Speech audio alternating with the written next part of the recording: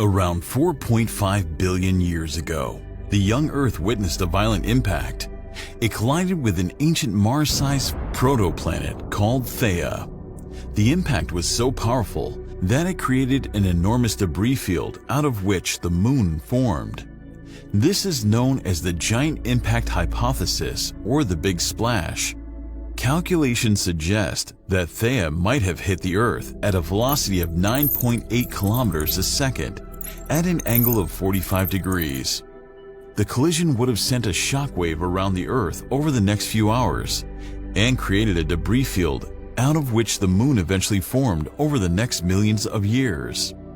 While there's a lot of evidence to support this hypothesis, scientists have found another fascinating thing about it. The Moon might have formed within hours from the debris field instead of millions of years. If it turns out to be accurate, it would be a groundbreaking discovery regarding our natural satellite. But how did astronomers arrive at this conclusion? How could such a catastrophic collision form the Moon in mere hours? Finally, and most importantly, what happens moments after the collision that instantly created something as big as the Moon? The first ever clues about the Moon's formation came from the Apollo 11 mission. When the first astronauts visited the Moon, they brought around 1.6 kilograms of lunar rock and dust home. When these samples were analyzed, scientists found that they date back around 4.5 billion years. This was the first evidence that the Moon formed roughly 150 million years after the solar system. Now this period is considered one of the most turbulent windows in the history of our solar system. Astronomers believe that around this time, the inner solar system had 20 small planets, and it was through collisions with these smaller planets that we ended with our 4 terrestrial planets. The last of these significant collisions with the Earth may have created the Moon. The 24-hour rotation period of the Earth, the size of the Moon, and its current distance suggest that the celestial object that smashed into our planet may have been the size of Mars. Astronomers call it Theia.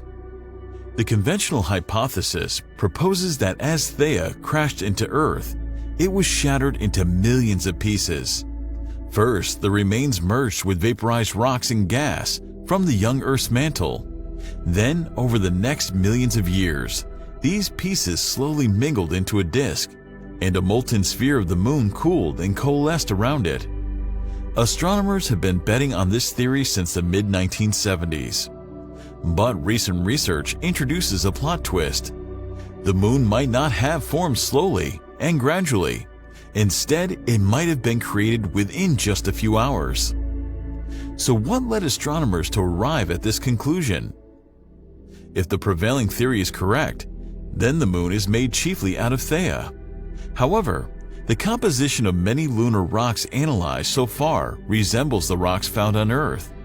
In addition, the lunar rock samples show similar isotopic signatures to terrestrial rocks, unlike those found on Mars or elsewhere in the solar system. This makes it very likely that much of the material that makes up the Moon came originally from Earth instead of Theia.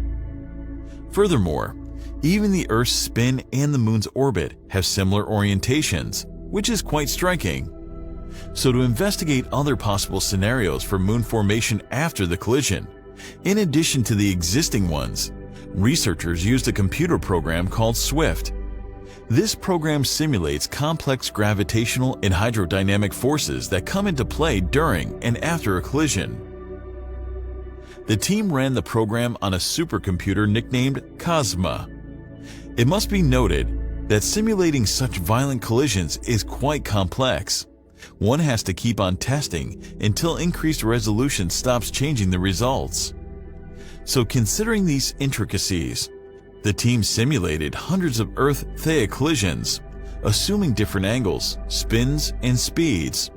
Also, they modeled up to 100 million particles. These configurations allowed them to simulate the impact at higher resolutions than before. And eventually, the results caught everyone's attention. They found that only in a few hours, the Moon formed from the ejected chunks of Earth and the shattered pieces of Theia. which means it didn't take millions of years to form as believed. In addition, the models show that more material from the Earth got used to create the Moon's outer layers. Earlier, astronomers thought that a rapidly forming body close to Earth would be subjected to tidal forces. These forces would rip it apart, thereby favoring a slow creation process. But if we consider the recent high-resolution simulations, such a body could survive tidal forces and be pushed to a higher orbit. It suggests that the impact rapidly placed the Moon into orbit rather than creating a disk from which the Moon gradually formed over the years.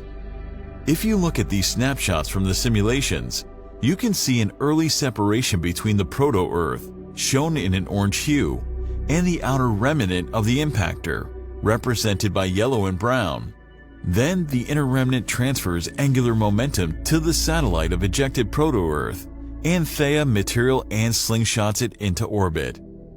Here, the particles forming the satellite and the inner remnants are highlighted in purple and green, while the black lines show the estimated orbit. The newly established theory can describe some of the Moon's unexplained properties, like its wide tilted orbit, thin crust, and partially molten interior. This makes it one of the most interesting explanations for the Moon's origins yet. However, we need more evidence to confirm it, so data on the lunar mantle will be required. And to do so, rock and dust samples excavated from deep beneath the Moon's surface need to be examined. This sounds complicated, but it is one of the prime objectives of NASA's future Artemis mission. As scientists gain access to samples from other parts of the Moon and deeper beneath the Moon's surface, it will enable them to check the accuracy of these simulations and to indicate in a better way how the Moon has evolved over billions of years. The histories of our planet and our natural satellite are intertwined, and the more we learn about how the Moon came to be, the more we'll discover about the evolution of Earth.